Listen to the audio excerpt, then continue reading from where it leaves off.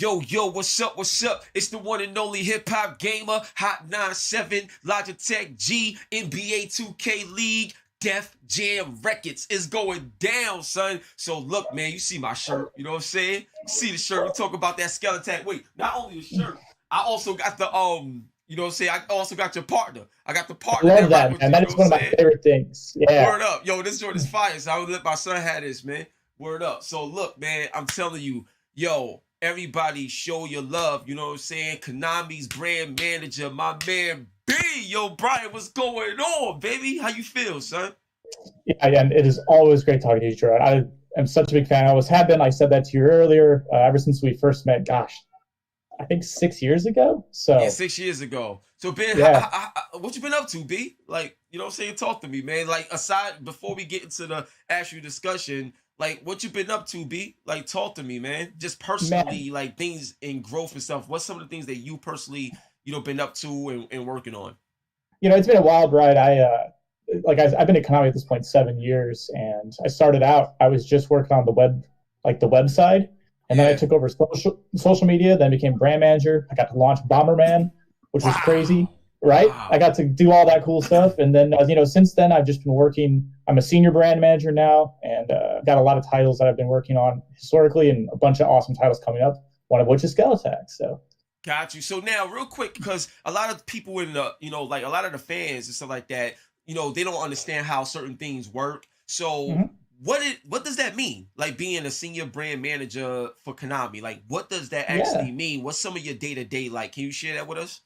yeah. No, I'm happy to share it. So brand management is part of it is marketing, obviously, Right. making sure that the game is placed out in the public. But brand is more important than just marketing. Brand is making sure that any given IP is on tone for what the public expects. I do a lot of gameplay testing. I give feedback to Mm.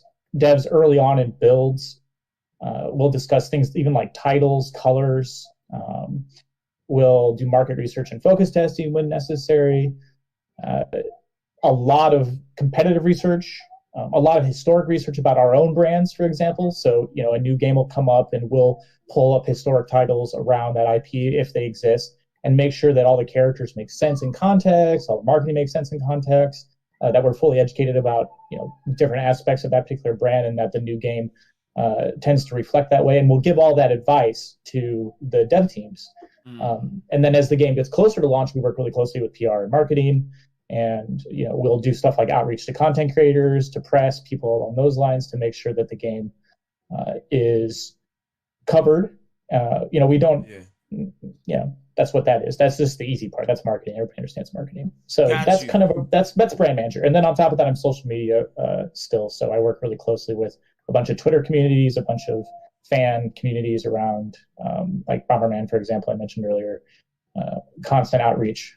So Got you. cool. That's It's a amazing. fun So job. so check this out, right? So as a word of advice, right? I have a Yeah. program called Gaming and Guidance, right? And I deal with Yeah. like so many kids, and there's a lot of kids that want to, grow up, be gamers, be YouTubers, do so many things, but not just kids, like, adults too, like everybody. What's a word of advice you would like give to someone that that would inspire to do what you do, or you just get in the game industry, period? Like whether it's through education, whether it's the relationships, like what's something you would say based on the journey that you had personally that you could share that could possibly help somebody that's trying to get to where you're at? Sure. Uh, I think there's three big things. The first one is know your value. And by Mm, that, I like mean that. make yourself valuable. So if you want to be involved in gaming, if you want to be involved really in anything, but specifically in gaming, it's super competitive. So when you walk in the door, you better be able to show that you are more valuable than anyone else around you. And you do that through hard work. You do that through being smart. Sometimes you do it by arguing with people. You got to be able to push back in the right way. You can't just be a yes man, especially in gaming. You got to be able to communicate clearly with people, but know your value, know what you're worth, and let your actions reflect that worth. So if you want to be a brand manager, for instance, I wanted to get in a brand. Like I said, I started way down in just website management, worked my way up. I took on projects. I worked with other brand managers. I said, how can I help you? How can I be available? So that's part of knowing your own value and part of being involved. gaming is really tough. The other way to get into gaming initially is work in other industries close to gaming. You mentioned Logitech. We're good friends with a variety of other companies we work with, Lucid Sound, for example. We've made contacts through Nintendo. I hire people, content creators, sometimes to come work at Konami, et cetera, based on those relationships. So you mentioned networking earlier. If I see that you've done a great job somewhere else, I'm more inclined to bring you to an event. I'm more inclined to invite you to come work on social media with me. And then eventually I'm more inclined to actually bring you in for interviews. And having that resume built up and showing that you've worked in related industries, it doesn't have to be specifically a video game. It can be things that are attached to video games, is also super beneficial to people. So don't ever think to yourself, I have to work at a Konami or a Sega or an Activision. If you worked at a Razer, if you worked at a Logitech, if you worked at a Lucid Sound, those are good business partner relationships as well.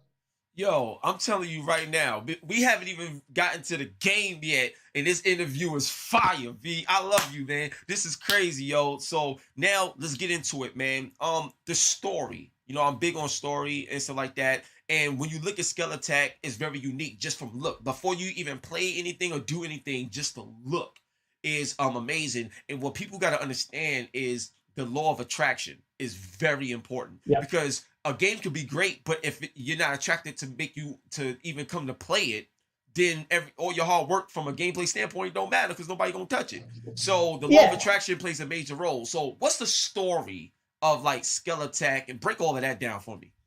The first thing I want to touch on actually is what you mentioned about the look. So I got to give mad credit to David Stanley. He's the guy who initially started this project, and he's both the artist, the initial developer, and that visual style. Yeah, exactly. He worked on it by himself, and then Yakuza picked him up and said, "This is incredible." He was working with them as a team, but they liked the project that he'd been working on, and they're like, "Look, man, we're going to bring this in house." It started out as just a concept piece that he was sketching for a whole different game, like they were just working on ideas. That's how the best ideas come about, right? Yeah. So he sketched it, he worked on it, he did some basic stuff, and they're like, "This has come far enough. We're going to pick this up." And you're right. It's that art style that first grabs you. And then the story itself is well, there's a lot of spoilers actually. So I'm going to stay a little clear from the end of the no spoilers, no spoilers. Yeah. But the story itself is it's kind of a lighthearted take on, typically it's I'm a big hero and I'm going to go down, I'm going to smash up all these skeletons and I'm going to steal treasure. That's more standard. We have seen other games that spin that on its head, and Skelattack wanted to do the same thing. So the idea is that you die and you've been having a pretty good time in the afterlife. And you've got this pretty cool village you're living in. And at some point, you have to come to terms with your history, your past. And so the main character, Scully, it's his time to have his remembrance, which is the term in the game. And conveniently or inconveniently, at that exact moment, the humans come in and start to attack the dungeon again. And he's just a small part of this overall underworld that he lives inside. And he's got this absolutely adorable bat, you showed her earlier, Ember, who follows him around and kind of keeps him in line. And Ember's great. Hers and Scully's, and that's a handcrafted plushie, by the way. Hers and Scully's interactions are, we'll talk about it in a second. Are fantastic. The banter back and forth between them, because they're obviously friends. And that's part of the story, too. You watch these two friends work their way through the adversity of the game. And there's some sad parts. There's some happy parts. And the overall game narrative is just sort of woven into really tight gameplay itself. And when I first played it, I was like, well, this is not only is it beautiful, and the controls are really tight. And I'm a platform gamer from the Castlevania behind me over there. I see. We're going to talk about a lot of stuff today. Let's go. But, I played platforms my whole life, pretty much. Going back, I'm 30 years. So when I touched it, the controls were great. The storyline immediately attracted me. The characters attracted me. And I thought, this is a great game. And so when the discussion came up, do we pick this title up? Do we help publish this? My answer immediately was absolutely. Let's do it. And then I fortunately got to meet the Yakuza team, and they're an incredible group. They had put so much passion into this project. Shane, David, everybody on the team, Doug. Even the music is just bumping, right? So yeah, I love it. So it was really easy to work with them, and they were fantastic. And the game itself reflects their passion, and that's really, I'm fortunate that I got to work on that title and that Konami got to get involved because those guys, they deserve 99.9% of the credit for this game. Yeah, so continuing on, from where we left off, the question that I have for you was about Cuphead, and Yeah, Skelattack. That's what we was talking about. So with Skelattack, like to me, just looking at the game and the art style, that alone right there is going to attract me to make me want to play the game. You know what I'm saying? It's yeah, very yeah. unique. And then when you look at Cuphead, I got that same feeling, like a 1920s cartoon or something. I was like, yo, this is crazy. So my question to you is like, you know, what was your what was the thought process on achieving that visual art style? And will we ever see Skelettack in like that Cuphead world as a guest character, or maybe Cuphead entering Skelettack's world for some reason to save him? I don't know. Word up. Sure. No, I mean, that's a great question about inspiration. I think what we need to circle back to is, again, kind of talking about Yakuza, and especially David, who did all the art. You know, he mentioned specifically he drew inspiration from Tim Burton, for example, like Nightmare Before Christmas, which of course, Wow. I which of love course that games like movie. makes sense, right? And then Cuphead draws from those same kind of inspirations. So that's where that whole feel comes from. And David's an incredible artist, and he worked on this project for, I believe it was almost 2 years, just him drawing art and pumping it out. And then Akuza, the rest of the team got involved, and they got into production. So that style, that's all David, that visual style. And then Akuza came in, put the gameplay, put the cool story, all that. Jamal did that incredible soundtrack that everybody loves. So that's really where that whole thing came together. Now, to your other question, which is a great question about crossover and that kind of potential, the best example I have right now is we just did the crossover with Dead by Daylight, right? Yeah. Yeah. In Silent Hill, right? And then a couple of years ago, when we launched Super Bomberman R on the Switch, we did crossovers with, for instance, Master Chief, and we got the actual voice actor for Master Chief. We got David Hayter to do this, to do Snake. Konami in general, we're a global company, and we know our fans love to see our characters work with other characters, that they love our IPs, and that there's lots of other IPs out there that inspire us as well, like Cuphead, like people have mentioned Ori and Celeste and things like that because it's the same genre. So I think there's always that opportunity, and it's definitely something we're open to. Just Cuphead specifically, I don't know anything to that effect. Yeah. Yeah. Nothing. But we love Skelettack. We love the characters, and we'd love to see that IP work together with other characters, no doubt. All right, that's dope. Yo, I love the fact that you're even open to it. Like, you know what I'm saying? That right there is crazy, man. So now my next question is, will this game be coming to the Switch? So far I'm seeing PC everywhere. But will this game come to the Switch? I think it'll be a hit on the Switch, bro. Talk Surprise! to It's me. on the Switch right now, Oh, as we for real? speak. For real? As we speak, yeah. It's on the Switch right now. Right now. Bro, I didn't know that. I thought it was only on PC. I didn't remember seeing it for the Switch. Switch, PS4, Xbox, Steam. So part of the publishing deal that we worked out with Akuza is they were just working on Steam at the time. They'd been a Steam indie platformer. And part of the value we brought, amongst other things, was that we were like, no, man, this game's incredible, and you're totally spot on. The Switch audience is exactly the kind of people who are going to love playing this game portable, on the go, having a good time with it. It's an incredible platformer. So, wish granted. Yo, that's Wish granted. fire. So now that brings me to another question. What features like you utilize on the Switch that makes it different from the PC and the console versions and stuff like that? Because obviously I didn't play it on the Switch yet. You know what I'm saying? So is there anything you can share with that? I mean, the game itself is fundamentally the same, but what I'll Okay. tell you from a personal level is, having played on the Switch, uh, the D-pad controls are very unique feeling. People discuss like Super Meat Boy in reference to them in terms of how tight they are, and the fact that you can wall jump without even using the jump button. You can just toggle left and right, and that Mm. feels really nice on the Switch. I know this, especially the portable version. You got the four buttons instead of an actual D-pad, Okay. and you don't have to mess around quite as much with worrying about which direction you hit, because you just tap, tap, tap, tap, tap. It's a very smooth experience. And then, of course, I use the Pro Controller a lot too, and that works just as well with the D-pad. So, mostly portability. I mean, we have embraced the Switch from the beginning. Obviously, we were a launch title with Bomberman, so we really find a lot of value in that platform and how passionate the fans are. Gotcha. Okay. So now I got another set of questions, man. This is about to get real crazy right now. Do it. So, one of my favorite series is Ninja Turtles. Ninja Yeah. Turtles, bro. And Ed Boon, shout out to Ed Boon and the team at NetherRealms. They had the Ninja Turtles in Mortal Kombat and stuff like Yep. that, man. So I gotta ask you, man, um, from the standpoint of just Ninja Turtles, the license and everything like that, we are on the brink of a new generation. Is there anything that you can share or potential conversations, where we could possibly get like, the return of a Teenage Mutant Ninja Turtles Turtles in Time game or something like that, or just anything with the Ninja Turtles period, bro? I think that'd be crazy, man.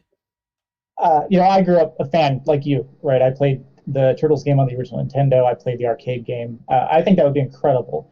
It's not my area. We just announced this yesterday, the day before. We now have two offices, one in the UK and one in the US, who are going to specialize in outbound conversations like that. Mm. It's a fairly new initiative for us. So there's actually going to be dedicated teams to doing stuff like IP licensing, IP work, bringing in new groups like Yakuza. That's where this came from. Is Yakuza came in, Skelattack came in, and so these teams that are being created are going to focus on those kinds of things. So I'm saying to you and myself and all the other fans out there of stuff like TMNT and our other IP Yeah. is make your voices heard. Let us know, especially social media. Just let us know what you're interested in, and we're going to go out and part of my job as a brand manager, we discussed it yesterday, is giving that feedback to devs, giving that feedback to teams. So for something like a TMNT, absolutely, I share a passion for it, but I'm going to be one of the last people to know in that respect. It'll come to me, and if any kind of project along those lines, I'd be like, hey man, we're doing this. I'll be like, so it'll be a big Yeah, time got you. surprise for me, right? Got you. And So then, about and yeah. that's yeah. So channel the passion. Let us know. Let the fans, not just you personally, but fans in Yeah. general, let us know what you want to hear. I promise you 100%, we actively watch social, we actively watch press, and we take note of that kind of stuff. I can't tell you the number of comments we've copy pasted from different Wow. discussions on social media. So it gets noticed. People talk about TMNT among other projects, other IP, and all that stuff goes into a big thing and gets presented on a regular basis. So there you go. That's my personal involvement is very low, but my passion level is super high for it. And Got there you. are these, Got you. yeah. I love it, man. So now my next question, and this right here, I'm very fascinated with what you in particular will have to say about this, considering you're a brand manager. So there's a couple of Right. questions that I'm gonna have that's targeting your actual title, because Mm-hmm. we're gonna have fun in this interview. You know how we do, but also I like it to be educational, like as well for Yeah, people that's checking it out. yeah. So the Unreal 5 engine, I would love to know if you obviously seen that video running on PlayStation 5. I would love to know your impressions on the Unreal 5 engine, and what um can we like expect, you know what I'm saying, from next generation games, considering you've been in the industry for so long, you've seen so many things change and different things happen, and obviously you have relationships with developers, as well. So I'm pretty sure you hear some of the mumblings that be happening in the industry. What's everybody saying right now, regarding Unreal 5 engine, and what are your thoughts in particular? Uh, so the Unreal Engine, the actual reveal was incredible. I mean, whether that comes to fruition, we've seen tech demos plenty of times in the future. But Unreal has a track record and a history of being an incredible engine. The prior engine, Unreal 4, obviously dominated the market. Unreal 5 is gorgeous in and of itself. Again, outside of Konami and just my personal opinion, where the industry is going and in terms of the Unreal Engine, from the business side of it, it's watching Epic come in and disrupt the chain, disrupt storefronts, disrupt what they're doing is really, really fascinating. And it's something that we all have to pay attention to. And even the way they're handling licensing around their engine is something we have to pay attention to. And they're making it enticing. They're going out and they're doing the work to try to bring devs in and get involved. And that's always good. It's always good to see competition. You hear that from Sony and Microsoft. They actually mean it, right? Everybody Yeah. likes to see competition because it keeps everybody sharp. And that's where the industry is going is that ramped up competition, that my engine better than your engine, Yeah.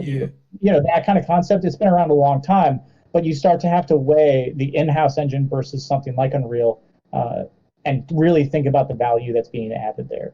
On the Konami side, that's all devs take, and they will sit down and play with all the engines. And they have a good time doing it too, right? and they'll decide what's best for their game. Sometimes it's Unity, sometimes it's Unreal, sometimes it's an in-house, sometimes it's a different license entirely. That's going to be always a dev decision, because at the end of the day, the devs are one who have to build a game, and not all games need an Unreal, and not all games are going to fit into a Unity or something else on the Crytek, for example. So that's always a personal relationship the devs are going to have with those engines, and that's how we have always approached it. That's how most devs are always going to approach it, is what is best for the team, what is best for the game. Got you. So now, one thing I wanted to ask you, right? And this came to my mind because if you remember back in the day, I think in like the 80s or something like that, they used to have I'm old enough to remember the 80s. Yeah, I got it. So. Thanks for calling me out. I like I appreciate that. I like how yeah, you did that. Yeah. So what the question I had was, when you think about back in the day, and they used to have single player like esports, like technically, because they used to battle in Tetris, they used to battle in Donkey Kong, and like all these like single player games and high scores and stuff like that, right? So that's something that I feel like has been missing in the gaming industry, the single player level of competition.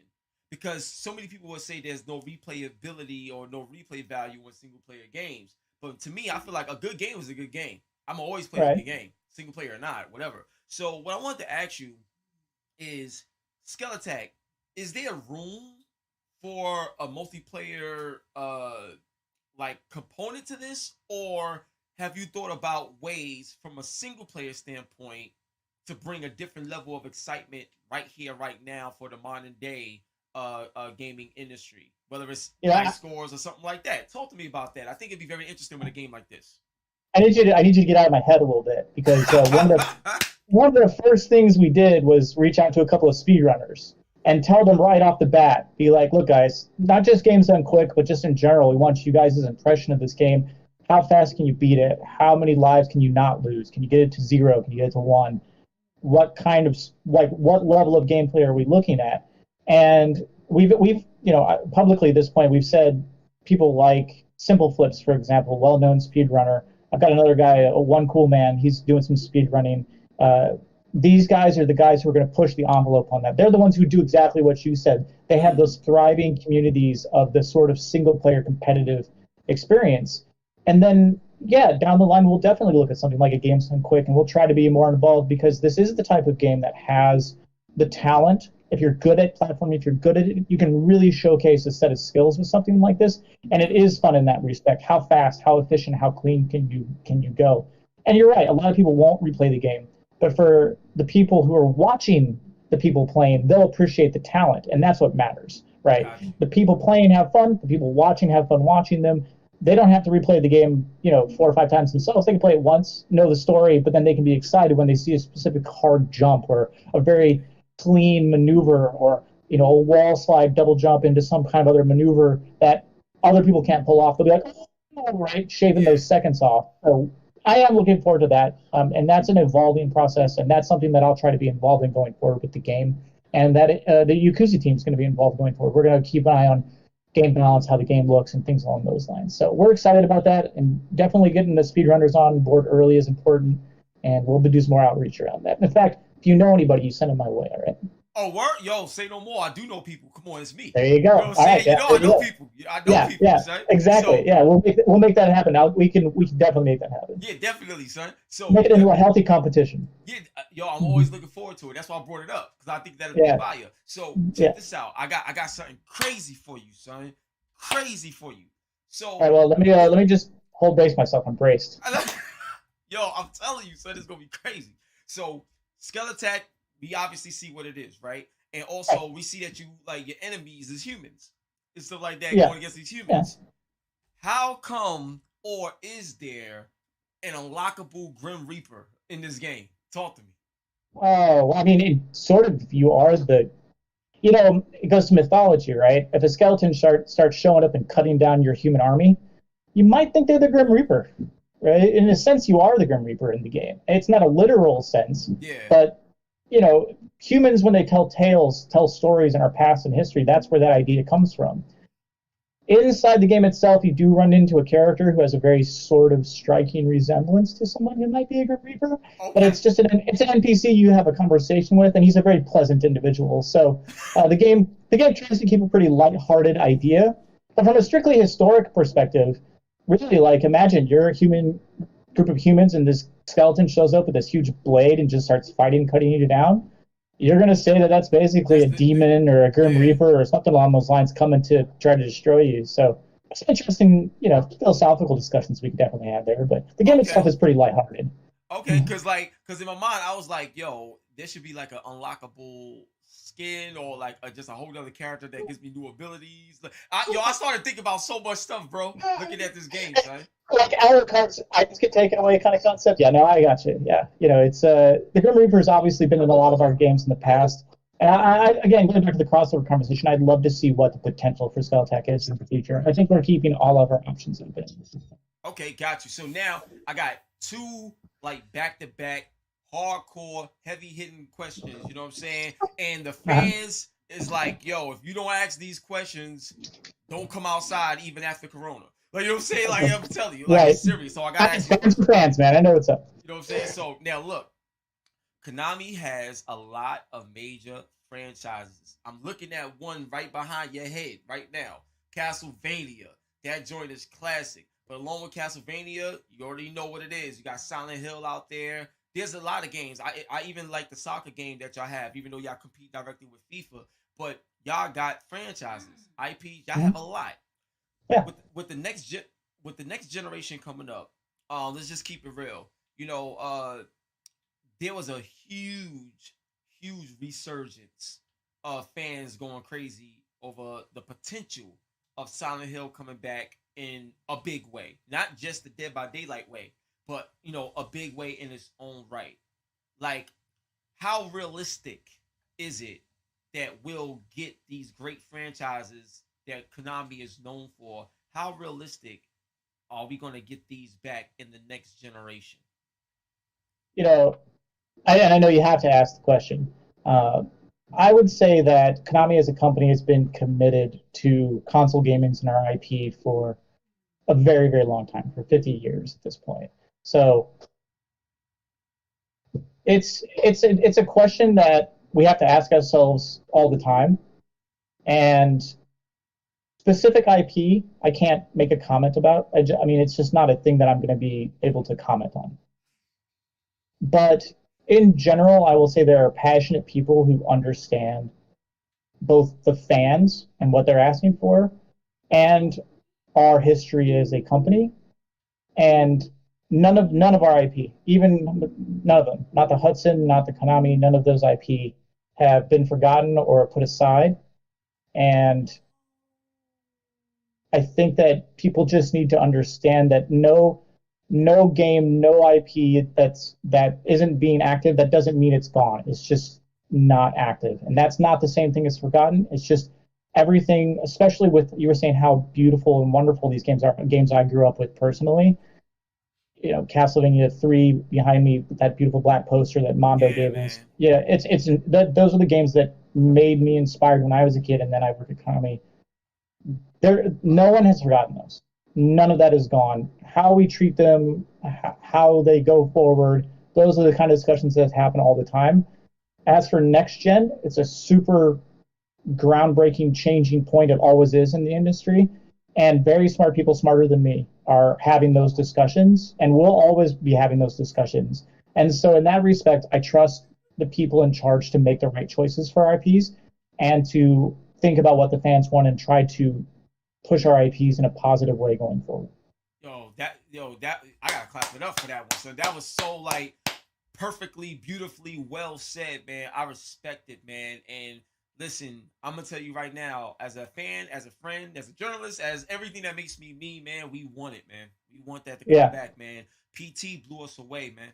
PT blew us away, and we want that game. We want that, And man. So and again, it's cliche, but it's true. Making your voices known, and I'm not, positive feedback, negative feedback, neutral feedback. It all goes into the same sort of bucket. right. We read it, we pay attention to it. Making your voices known, social media, gaming, etc. It goes back to what I was saying about TMNT. That reminds everyone of how passionate people are, and that's what you guys can do. And then on our end, again, we respect the IP and we'll do our very best to represent the fans on the inside and showcase your thoughts, your feelings, your emotions to the people making decisions. And that's all we can do on our side from the brand side is just tell the story of look how passionate the fans are. So we use you guys to represent your points of views in the meetings and in the boardrooms for all the games, for all the IP, everything from Bloody Roar to Suikoden to Silent Hill, all the titles that you mentioned, Castlevania. It doesn't matter, right? Thank you. So now my next question, and this goes back to your skill set. And before I even ask the question, I want to tell you, man, like you're great at what you do, B. For real. Like even just on this interview, you're great at what you do because from a brand manager standpoint, you know how to properly represent the company while also understanding the passion of the fans because you are both, even though you're in between them. And I love you're buttering me up. You're buttering me up. It's okay though. Let me find out you know my skills. So you hit me with a really hard question and then you follow up with butter. I mean, I'm not the only one who knows what they're doing here. All right, let's be realistic. All right. I'm so serious because like I appreciate that because you have a lot of people that don't know how to maneuver and know how to adjust and do certain things because you may have a person that's a brand manager, but they're not a gamer at all. They just got the title. Right. And then you got people they're hardcore gamers, but have no sense of business. Right. So how did you get this job? Like, you know what I'm saying? So it's great to see you in the position that you're in. You know what I mean? So I applaud you on that. Now for the question and stuff like that, right? How and I'm starting to see it now. Even with the mention of Silent Hill and the way the industry is excited all over again. So Konami, the relationship between the consumer and Konami was bad for a while because of the Kojima situation. And you being a brand manager, I can imagine what that turmoil could be like behind the scenes, trying to this is a legacy company. It's global, it's Konami. But we can't let it go because of this moment. Regardless of who's right or wrong, we still got a job to do and we got fans to serve, with our work and our craft. How do you make sure you take your team and keep them focused on what's important, even through a storm like that, to be able to have everybody going crazy over the Dead by Daylight announcement and everybody wanting this and wanting that, even with the questions that I'm asking on the fans' behalf? It's like you guys is like turning it around like that. And I know a lot of that weighs on you as the brand manager. Can you talk through that? Because I think that's a very important lesson to share. I think it's definitely a leadership skill in its own right, in so much as I'm a firm believer in transparency. And I'm talking internally at this point. Obviously, when speaking to yourself, press, fans, we keep lots of secrets because we have to. It's just the nature of the work. But internally, letting people know where we're at, what we're doing, what plans are 2-year, 5-year, however long the plans are, whatever those are, that goes to leadership. And then I have to trust the people above me to be good leaders. If I trust the people above me to be good leaders, which I do, love my bosses and the people I work with, then I'm comfortable working with the people around me and I can feel comfortable going forward, irrelevant to the storm, irrelevant to the outside noise, and irrelevant to everything else. That level of trust is something that's built over time, and we're a stronger team for it. Especially the U.S. office. I don't work in Japan, so I can't speak to Japan, although I know I work with them, and I, again, trust them and love them as well. Right. Same with the U.K. office. I don't physically work there, but I trust them and love them as well. But in the U.S. office itself, where I do work and I can speak to, we all communicate all the time. We're all proactive about being involved in what other people are doing. I know what PR is up to. I know what brand marketing is up to. I know what licensing is up to. I know what teams that aren't even my team are working on, just because I need to know the context of what's going on, because we all try to be transparent. And that's something that took time to build, but it's valuable and it's there. And that's how we weather any given situation. It doesn't matter what example you give us. We have to be able to talk and trust one another to do our jobs. to be able to move forward. And so on my part, that's where my value for transparency is. I let people know my thoughts. I'm candid, sometimes even one would argue kind of rude, but I believe that you need to be clear in what you say, and I believe that you need to be clear in what our goals and our paths are. And at the end of the day, if we can all align and we can find that path, you can walk the path with a storm all the way around you. Yo, Ben, I'm telling you right now, like whatever is the next position of where you're at, you're about to be promoted after this interview. Like Yeah, right. you're about to be promoted to a whole nother. Yo, the way you breaking it down, son, is crazy, man. And like I salute you, bro. I love it, man. Like I'm dead serious. This is golden like gems that you're dropping right now, bro. I Like this think is people, crazy, man. I always try. I mean, like, again, I work in gaming, and I appreciate your compliment, but I'm serious. I talk to people when I can. I always give advice. If people DM or reach out to me, I always try to be honest with them. And I learned it from other people. So I appreciate you complimenting me, but I've had really good bosses and I've had really good mentors myself. And I always try to pass that on. And so our whole world would be better if we all just tried to listen to what other people say and then try to be honest with each other in meaningful ways. And that makes everyone's life better. So that's not Yeah, just workplace, that's just life. that's just And life. Yeah. that's just life. Yeah. Yo, that's amazing. So I got three more questions for you, Okay. all hitting All right. questions, and then I'll let you Okay. go, bro. All right. All right. Okay. So first, check this out, right? There's been a lot of talk, especially with this generation, where companies is either buying up companies or buying up IPs or looking to do exclusive deals and relationships and stuff like that. Konami, as big as y'all are, you know what I'm saying, a global company that y'all are. And I spoke with Michael Pachter about this not too long ago as well. Uh, would y'all be open to a deal like that? Like if Sony came to y'all and said, "Yo, with the launch of PlayStation 5, how you doing?" Yeah, I heard it. Finally, you do. You got a little background baby going No, on. that's all right. I had to say hi. You know what I'm saying? So, with what PlayStation is doing, or even with Microsoft getting Ninja Theory, all the, getting up studios and stuff like that, is are y'all open to doing things like that with certain companies? If they came to y'all and said, "Hey, look, we really love this IP. Can we do an exclusive for PlayStation where Bloody Raw comes to Right. PlayStation exclusively," like what I'm saying, or something like that? Yeah. Are y'all open to doing those things? If so, has any like conversations or anything like that has happened to where potentially one of the great IPs that Konami has can be in partnership with one of these next generation consoles going forward? Because that's something that a lot of people was talking about. So I would love to hear from you. What you Yeah. think about that, and how does that help a company like Konami doing deals like that with partners? Well, the first thing I'm going to say is you need to get an interview with Mike Arena.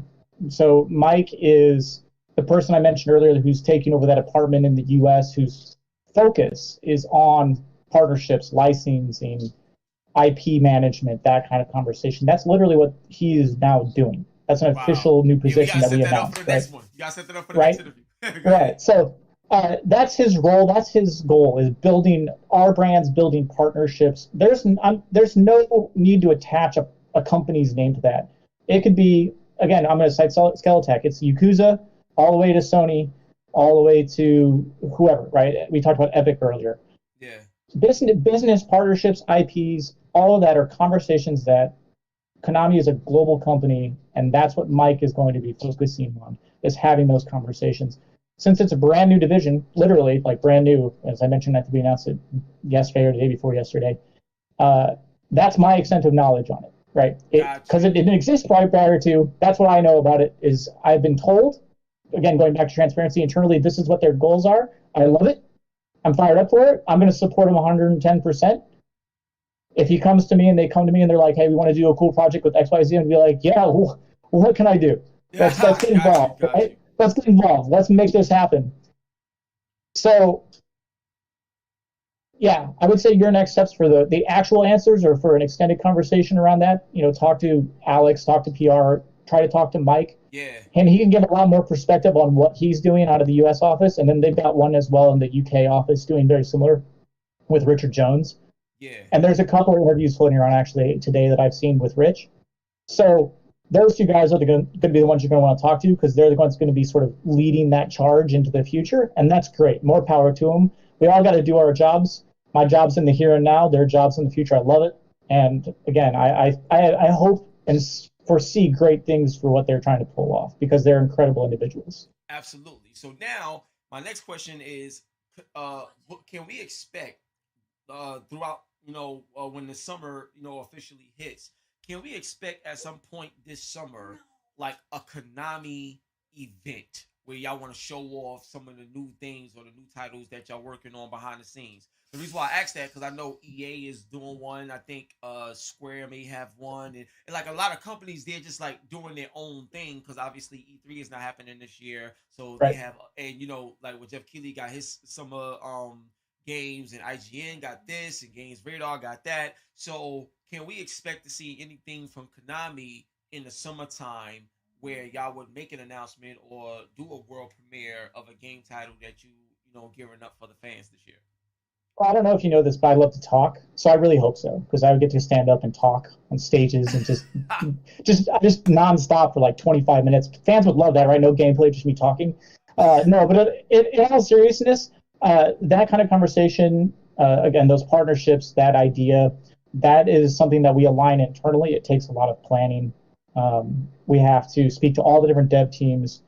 Development, one of the things that's often lost is how long development takes. It can be 3 years for 5 years for a AAA game to really reach a point where you're willing to talk about anything. So I don't want to ever put words in any of my developers' mouths. If we can do something amazing like that this year, next year, the year after that, get back to the Konami Directs. I remember them from when I first got here. I think it'd be incredibly fun, and I think it'd be a great way to connect with the fans. So I'm in favor of the idea of it, just because again, I love to talk and I love to, it's fine. I think it'd be a great time. But in terms of like saying, are we going to do a thing? Again, I'm never going to speak for the devs. I'm never going to speak outside of my lane. Right. I am here to be as helpful and support to them. I would love that idea, but I can't say yes, we're going to do it. No, we're not going to do it. That's not me to make that decision. That's going to be something that's going to be done at a higher level than me. And then again, if that does happen, A, I'm going to make sure you get a VIP invite. B, I hope I'm on stage. I hope I'm on stage. And, from there, we can have a really good time with it. So, again, this year, next year, 2 years, 3 years from now, who knows? That's not a roadmap that I'm going to be directly involved with until they walk in the door and say, plan a thing, do a thing, talk about a thing. Personally, I got to do the Frogger event. I don't know if you saw that with Apple. Wow. Right? Yeah. So, word? Yeah. Wait, that was your idea? Like, No, that wasn't my idea. So I got to be the speaker, though. Yeah, right. I was the person who stood on the stage. My turnaround time on that was fairly short. It was not a lot of time for me to come and get involved in that process because, again, they rely on me. They know that I can do certain things. This is what I do. So planned, organized, set up, and then boom, let's go get Ben, and he's going to go take care of that. That's where I start to come into the game. And so, again, I think it'd be awesome. I look forward to it. Gotcha. You and I'll have a cocktail. Yep. But there's nothing I can tell you for certain about it. Got you. So now, for the last question is, when it comes to Skelattack, is this a franchise or y'all just throwing it out there, see what people think about it, and see if they want more? So it's our IP. We are working with Yakuza directly as a team, but when we onboarded them, we actually have the IP. So that makes it a franchise in and of itself, and it's a game and an art style that we love. And what we would like to see is fans love it as much as we do. And what we'd like to, of course, see is them support Yakuza and how much passion the Yakuza team put into it. Because, and I mentioned to you on the prior call before we got interrupted, 99.9% them and the blood, sweat, and tears that they put into Skelattack and to make it the incredible game that it is. And it's one of those games I hope that does become a thing for years to come where somebody can point at it and be like, this was the beginning of something cool. And I think that we all sort of feel that way. I think there's a lot of potential in the IP and the brand. So I'm excited Yo, about it. I think bro, it's going to be a great game.